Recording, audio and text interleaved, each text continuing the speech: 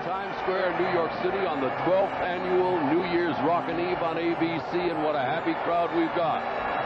They are waiting. There you can see they're directing their attention skyward. Yeah, there it is. They've lighted the ball up there, and the crowd has reacted to it. They know that it's going to begin to move in less than 4 minutes from now. Tonight, the crowd is estimated at 500,000. I think that's a little high, to tell you the truth. It's about 25 degrees here. In less than 3 minutes, they're going to be going bananas. 5, 4, 3, 2, Happy New Year!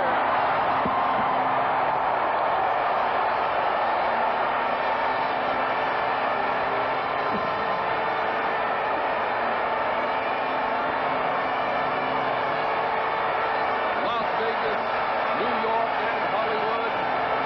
Happy New Year from ABC and New Year's Rockin' Eve.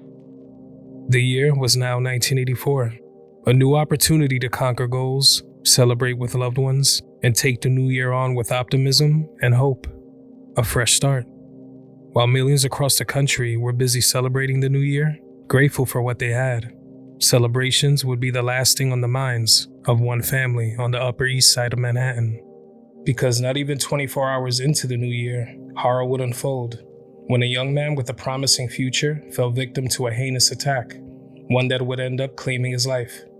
And the brutality and senselessness of it all would make this new year full of anguish and grief for those who loved them the most. On today's episode of Evil Intentions, this is Strangers, the story of Jonny Habib.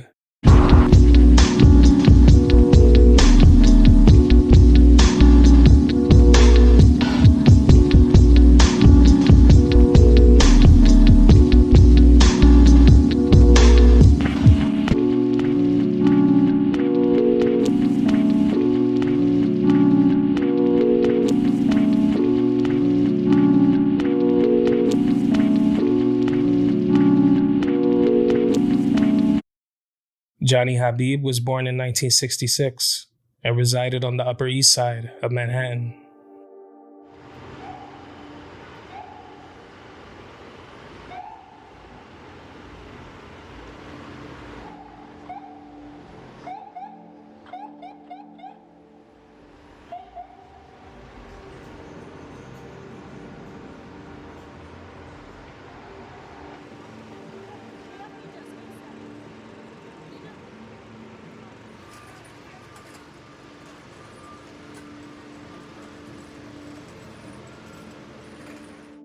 In the 70s, the Upper East Side of Manhattan was changing very quickly.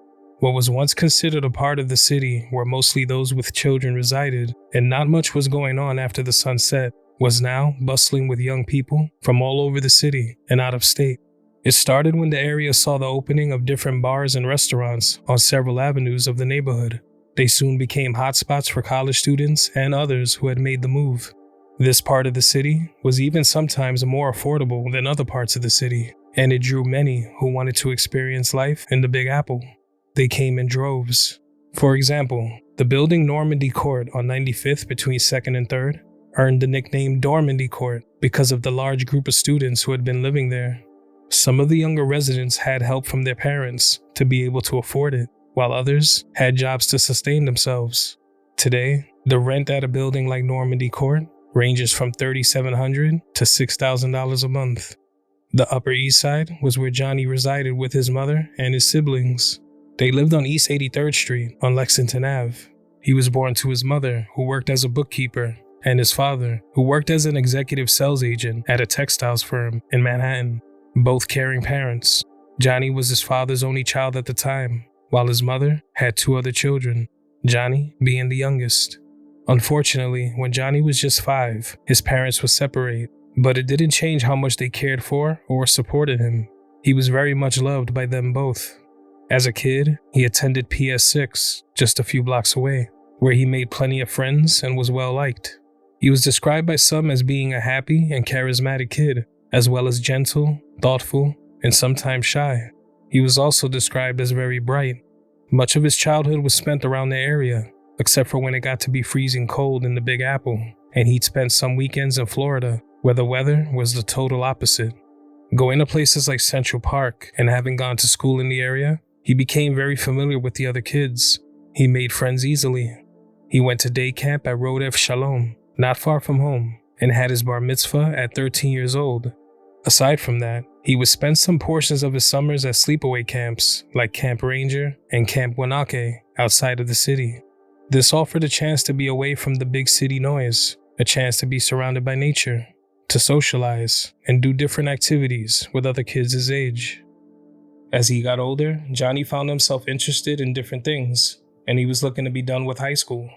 So far, he had attended private schools Baldwin and Anglo-American, but by 1983, he would be finishing up high school at City As, an alternative high school in Lower Manhattan. Now a teenager, looking to think of his next move, Jonny was coming into his own and becoming focused on what he wanted to do with his future.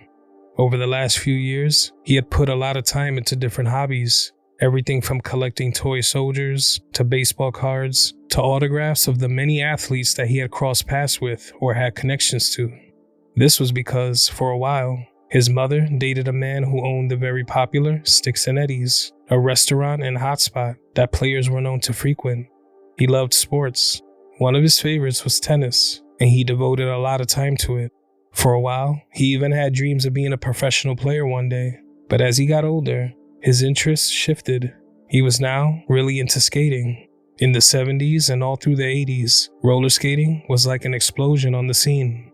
New York had a lot of roller rinks popping up around the city. They played all the popular disco, R&B, and funk tunes of the era, leading to those spots becoming just as popular as other well-established clubs. Jonny would become well known in the skating scene in New York, skating at popular spots like the Roxy down in Chelsea and a spot called Good Skates in East Setauket, Long Island. He also visited former nightclubs like Xenon and Studio 54 pretty often. Some might be thinking that he was too young to be at these places, but New York was very different back then. A lot of teens were known to get into these spots. Some events were for the younger crowd, and others were strictly for adults. But teens would find their way in, or they knew the right people. Jonny loved the music, the atmosphere, and being surrounded by so many others who wanted to lose themselves in the moment and have a good time. By 17 or 18 years old, he was about 6'1" with a lanky frame and as active as can be. He could be seen around the neighborhood in his signature black shorts and striped t-shirts, out and about. He never got into any problems. He just enjoyed the same things as a lot of teens his age. Designer clothes and dressing nice, the latest electronics, meeting girls, dancing, something he was said to be very good at, skating, and everything about the disco scene. He had become distracted from his schoolwork for a time, and that's when he decided to attend City As. The school combined schoolwork with internships and jobs outside of the school to see if some of the kids might get an idea of what they wanted to do in the future. In the fall of 1983, he would land an internship with a networking organization ran by a man named Jerry Rubin. While here, Jonny ran errands and cleaned up around the office 2 days a week.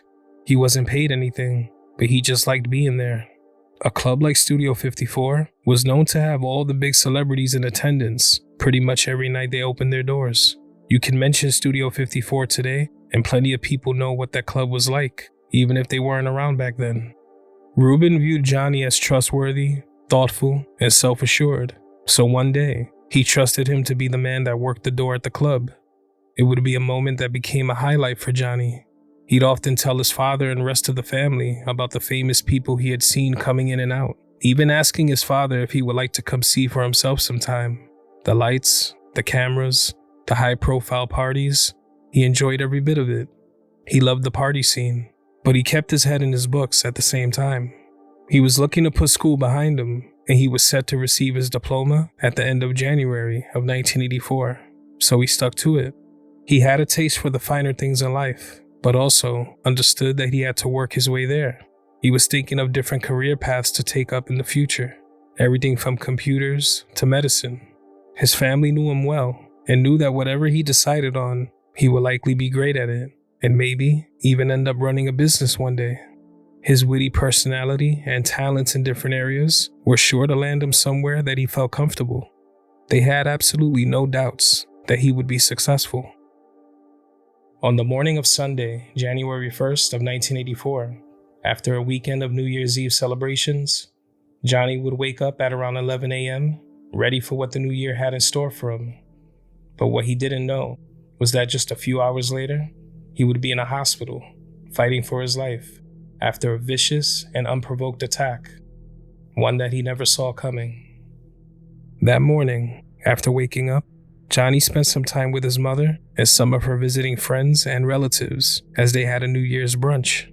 He made a call to his sister and her husband to wish them a happy new year and tell them all about the parties that he had attended over the weekend. They also discussed his plans for college, since pretty soon he'd have his diploma and would be ready for his next step. They made dinner plans for the following week, and he ended the call with an "I love you" before hanging up. After the weekend, he didn't have much going on that New Year's Day, except for plans to spend time with his girlfriend. She lived just a block away. The plan was to spend some time at her place for a bit, then grab pizza and a movie. He went over to her place, but she wasn't feeling very well. So after a while, she told Johnny he could come back later to see if maybe she was feeling better. So he decided to meet with a friend and head over to a local arcade named Games, located on 77th Street and 1st Avenue. At the time, arcades were also popping up all over the place. Before home consoles took over, and before online gaming, New York City and the rest of the country had a lot of arcades. And if not, there were places with arcade machines in them. If you were uptown in the 90s, everywhere from bodegas to laundromats to pizzerias had the latest games. The roots of what many know as the FGC, or the fighting game community, all started in places like these. Take Chinatown Fair on Mott Street, for example. The Upper West Side has spots like Burger Plus on 102nd and Broadway, where kids of all ages would flock to the Mortal Kombat and Street Fighter II machines. Later on, at other locations, it was Street Fighter Alpha, Killer Instinct, Tekken, and the Marvel vs. Capcom series, among others.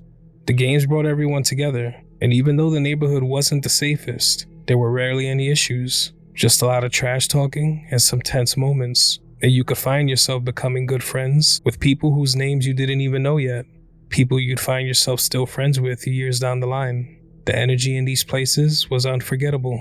Everyone huddled around, screaming in excitement whenever someone was beaten, or when the reigning champ was finally forced to go to the back of the line. You put your quarters on the screen, you said you had next, and let the battle begin. Arcades were blowing up around the way, and at amusement parks, malls, and theaters across the country. The city usually saw bigger arcades like Playland in areas like Times Square, or other areas where arcades were legally permitted, but their popularity couldn't be escaped. Later on in the city, you had places like Broadway City Arcade becoming hotspots, but there were problems when rivals often bumped into one another while there. Games was one of those local hotspots for teens in the 80s. Places like these were increasing in popularity all throughout the 80s. In 1985, you had The Last Dragon released in theaters. The movie's plot involved a young man from Harlem named Leroy, also known as Bruce Leroy, who has dreams of becoming a master martial artist like Bruce Lee.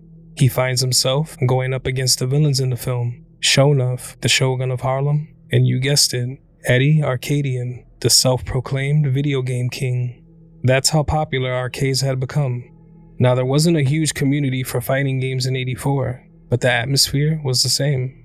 The games popular throughout the decade were titles like the Pac-Man series, Defender, Galaga, Dragon's Lair, and Star Wars, just to name a few. You'd find teenagers from all over looking to get a few games in, or if they didn't play, they were there with friends who did. But residents nearby weren't so fond of the place. By '84, people who lived above and nearby the arcade were trying to get it shut down for 2 years already. This was said to be due to the constant crowds and noise. It was said that a lot of the teens would drink and smoke outside on the street at all hours. In other cases, neighbors complained of vandalism on their cars and inside of their lobbies, while complaints were also made about residents being harassed. It wasn't always packed here, but when it was hard to hide. If the cops were called, teens would drop whatever they were smoking and drinking and jump into the arcade, as if they were playing games the entire time. There were times when residents who lived above the arcade would throw eggs and water to the streets below in an attempt to get the kids off their block. Some parents of teens in the area shared those negative feelings as well, saying that the arcade was a huge distraction and pulled kids away from their schoolwork. It also caused them to put a lot of quarters into those machines, running through whatever money they might have saved. Jonny and his friend made their way in, where they would greet others who were regulars, just like they were. They separated when inside, and Jonny began playing Star Wars in a corner of the room. It was a true favorite of his. He was on the game for about 45 minutes when out of nowhere, a commotion broke out. Two guys entered games, and they seemed to be looking for someone. These guys weren't regulars at the arcade, but they were still known around the way. According to reports, they would begin harassing other kids, and if anyone even looked at them wrong, it quickly became confrontational. Jonny was attempting to exit the arcade, likely not wanting anything to do with whatever this was about. But before he could, one of the two guys who had entered stopped him, all because Jonny looked at him. The guy told him, "You better stop making those threatening phone calls." But Jonny had no idea what he was talking about, and he said that to the guy, but he wasn't happy with that answer. It was stated that he might have tried to rob Jonny for his jacket, but he refused. According to eyewitness testimony, the second guy, who was also harassing people, would say, "Whose kid is this? Get him out of here before he gets hurt." But that first guy wouldn't let Jonny leave. When he tried, he was pushed back into the corner. The second guy suddenly ran out of the arcade, only to return a few moments later, armed with a baseball bat. That's when the first guy told Jonny, "You think you're bad? Who thinks you're bad?" and started to choke him and punch him in the stomach, while a crowd of teens and children looked on, confused and frightened. As Jonny tried to cover himself from the attack, the second guy fought his way through the small crowd and began swinging the bat, striking Jonny in the head and the rest of his body, over and over and over again. Now, he was being attacked by one guy with a bat and another using his fists to beat him as he went down. While the second guy delivered vicious blows to Jonny's head and body with that baseball bat, the other guy went around the arcade menacing the others, telling them to keep playing their games like nothing was happening, telling them to stay shut about it. Nobody wanted to be attacked, so they stood back. Nobody helped. During the attack, a young girl was also shaken and thrown to the ground by the same guy that first started to hit Jonny. After about 5 long minutes of a savage beating, the first guy would warn Jonny not to call the cops and to stay on the floor before they ran out. Jonny was now in and out of consciousness, halfway into a coma, and lying in a pool of his own blood. Some reports stated that as the horror unfolded, the token seller at the arcade barricaded himself in the back behind a glass door. Jonny's friend would break through the glass and reached into the office for a phone, dialing 911 and Jonny's mother shortly after. A manager at the arcade was also said to have called 911. When police arrived at the location, they were surprised at what they found. There were kids inside, playing games as usual. It didn't even look like anything had happened. They expected the place to be cleared out by now, but it was still an active scene. Kids fixated on the screens in front of them, but as authorities went further into the arcade, they would find Jonny on the ground.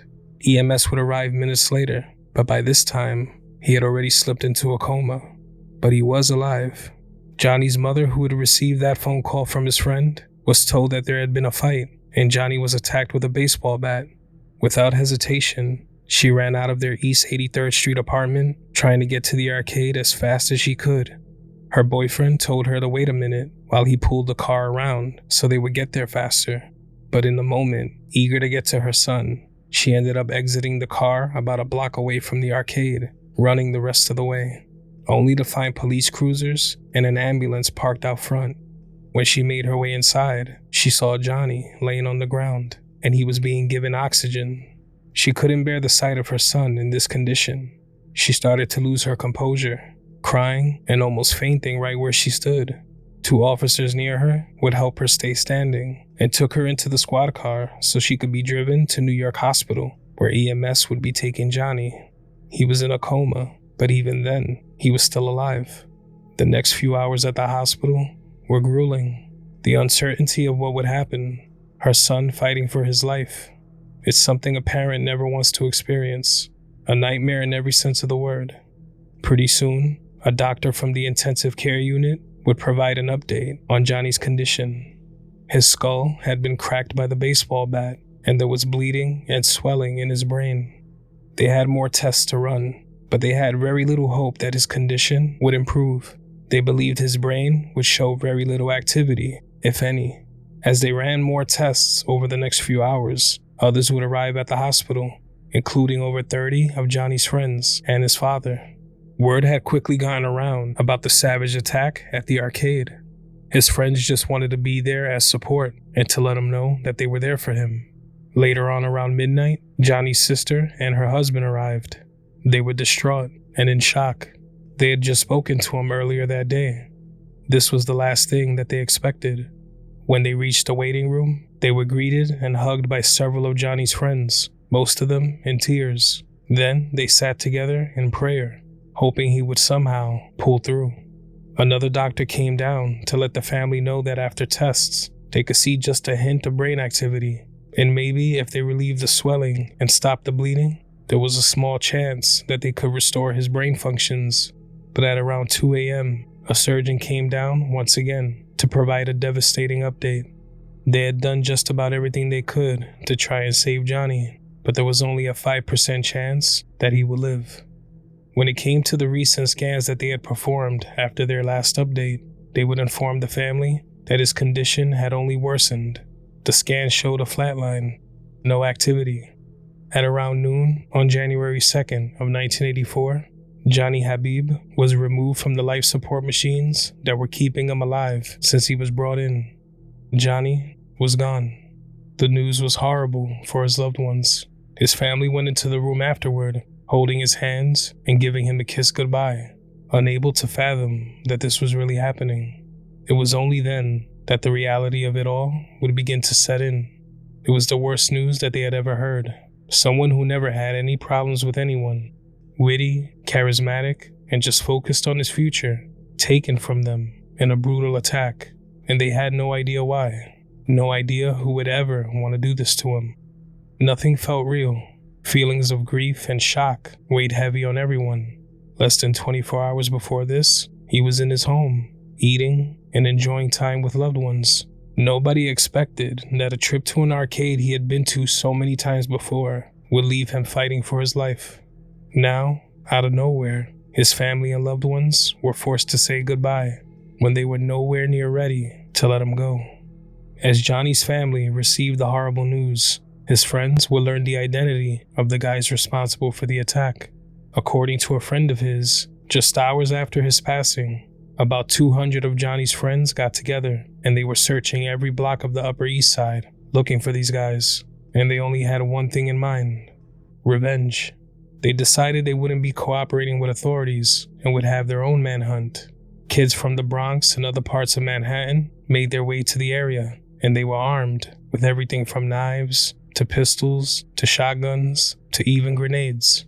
That last one might sound a little far-fetched, but in the 70s and 80s, places like the Bronx were known to have all types of weapons on the streets, even the types reserved for the military. I've seen 357s, I've seen 12-gauge shotguns, I've seen 12-gauge pumps, I've seen hand grenades, I've seen beer can bazookas made. Just about things that you think you never see on the street. I've seen dynamite on the street. The teens would set their focus on the building of one of the attackers, waiting for hours and hours at an apartment right across the street, hoping that they would set their sights on one or both of the men and get to them before the cops did. But nobody ever showed up. A few of the teens later smashed the glass front door of the building, upset that they couldn't get their hands on the guys. While many had agreed to keep any information away from the cops, officers who had visited the arcade after the attack already had leads. They were able to get descriptions of the men, and even their names. Meanwhile, the teens who had vowed to get to Jonny's killers before the cops could began to calm down, deciding that their approach maybe wasn't the smartest thing, and they shouldn't make an impulse decision, one that would likely have a negative effect on everyone involved. They soon began to cooperate with authorities, doing what they could to get justice for their friend. The guys responsible for the senseless and vicious attack were 17-year-old Joseph Brennan and 21-year-old Richard Dinini, also from the Upper East Side of Manhattan.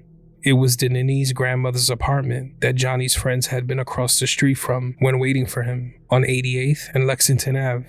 It was where Dinini lived. He had prior arrests and trouble with the law going back to his teen years, some of those for assault. In 1981, he and a friend threatened someone with a knife in a train station. For that, he was charged with menacing and criminal possession of a weapon. He was supposed to appear before a judge at a Bronx courtroom on January 7th of 1982, but he was MIA. He never showed. A warrant for his arrest was issued on January 25th of 1982, but he was never arrested. They couldn't get a hold of him. He was actively avoiding the police. Joseph Brennan was said to have come from a good family, the son of a superintendent at the building they lived in on East 57th Street. His family was very much shocked, highly upset and disappointed at his involvement in the crime. Before this had taken place, no member of their family had ever been involved in anything like this, or even into trouble with the law.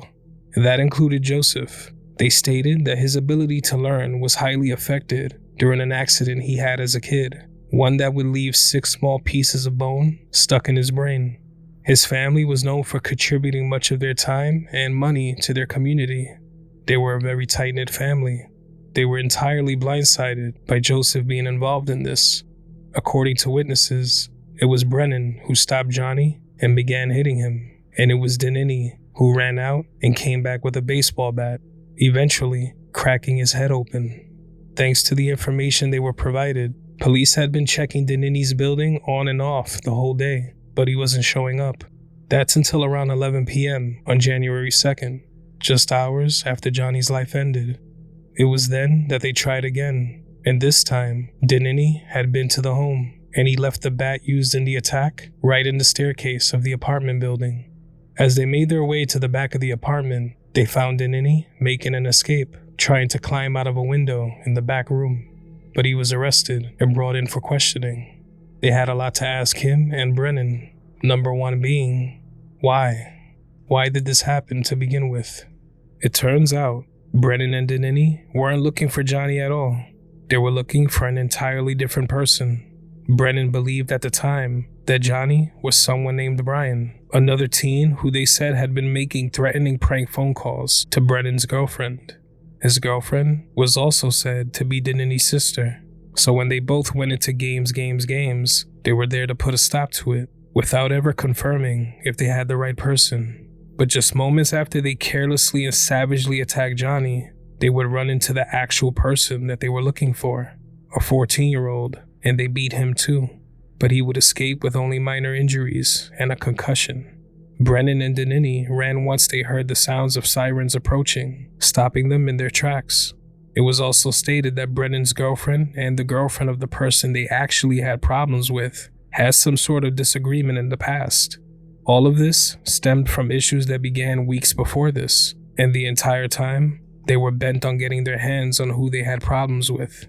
Their tunnel vision steered them completely wrong, creating a whirlwind of grief and turning the reality of Johnny's loved ones into a total nightmare. It was also stated that Brennan said Johnny gave him a, quote, funny look, a vicious beating over nothing. They would both be charged with Johnny's murder, and they would both plead not guilty. Johnny's mother fought her way through every emotion imaginable, trying her best to stay positive, but the truth was, in her heart, she didn't want to be here anymore. She was quoted as saying, "I wanted to die. I wanted to go to Johnny. I felt Johnny was calling me. He wouldn't rest until I got there." It just reached a point where she was no longer afraid of the end. The loss left a hole in her heart that could never be filled. Everything in their home, walking in the parks that she once took him, just walking around the neighborhood, it all reminded her of her son. She no longer wanted to leave home. It just hurt too much. With time, certain things would become easier than others, but him being gone, it just wasn't something that his loved ones could ever truly prepare for. His mother and sister would then start the heartbreaking process of cleaning out his room, giving away his autographed baseball cards and hundreds of toy soldiers that he had collected since young. His family kept some of the things he owned to remember him by, His room was filled with tin cans holding the cards. Other items like his Walkman his sister got him were still there. They were all reminders of him, all pleasant and loving reminders, but at the same time, extremely painful. An article from April of 1984, written by Jonny's sister, details the pain her and the rest of the family felt. It's truly heartbreaking. After her son had become a victim of this random attack, Jonny's mother would write a letter to Mayor Ed Koch, requesting that arcades in the city have security guards to prevent another senseless tragedy. She didn't want another family to have to suffer a loss the way they did. The huge loss was also felt by his friends, who would spend the coming months trying their best to cope, coming to terms with all that had taken place. People from all over the city who couldn't understand how this all unfolded so quickly and so violently. One of his friends was quoted as saying the following: "I used to feel invincible. There was this kind of magic circle around me. Now, I don't feel it anymore." Just one day after Jonny's life was taken inside of Games, the location was once again open. Crowds of teenagers coming and going like they always did. Most knew of what happened. Some saw it unfold with their own eyes, but it didn't keep them away, and they weren't talking about it. Jonny was given an honorary diploma from City Ass High School. He was set to graduate at the end of that same month. The graduation ceremony would be held in his memory. The night before the ceremony, Jonny's mother and father spent time sharing memories of him, talking about how much people liked him and how loved he was. But most of all, they spoke of how much he loved to live. How even though he was young, he had experienced more than some people twice his age. It wasn't easy for them to talk about their son as a memory, but it was also something that they both needed. The tragedy would bring them closer together. They missed him with everything they had. The rest of 1984 would be a slow and painful period in which everyone who loved Jonny was waiting for justice to be served. In November of 1984, a 3-week trial started for Joseph Brennan, while Dinini would have a separate trial later on. There would be testimony from eyewitnesses who had seen everything as it happened. A jury of 4 women and 8 men would listen to every last detail of the incident. And on Thursday, December 13th of 1984, after 2 days of deliberation, Joseph Brennan was found guilty of a lesser charge of manslaughter. And on Thursday, January 24th of 1985, he was sentenced to a maximum of 7.5 to 22 years in prison. But as of 1993, he's been a free man after being released on parole. Richard Dinini was set to have his trial start a month after Brennan's. In the summer of 1985, he too was sentenced to 7.5 to 22 years in prison, and he was served the full 22 years, being released on November 16th of 2007. The future for Dinini was filled with upsets. He would end up having a bad drug and alcohol habit and in rehab to try and kick his addictions. What he and Brennan had done to Jonny back in 1984 could only be found in a small number of news articles. By 2007, it had already been over 2 decades since it all happened. But the past, sometimes, has a strange way of returning. Okay, we are learning more about what led to a deadly police shooting last night in Middletown. Jackson Wang joining us with the latest details from state police and the district attorney. Jackson, what are they saying about it? Solomon, police and officials are saying 53-year-old Richard Dinini threatened to shoot Middletown police officers over the phone. Once officers got to the scene, he refused to drop the pistol that was in his hand after several orders from police, and that's when police say they fired several shots at Dinini, killing him.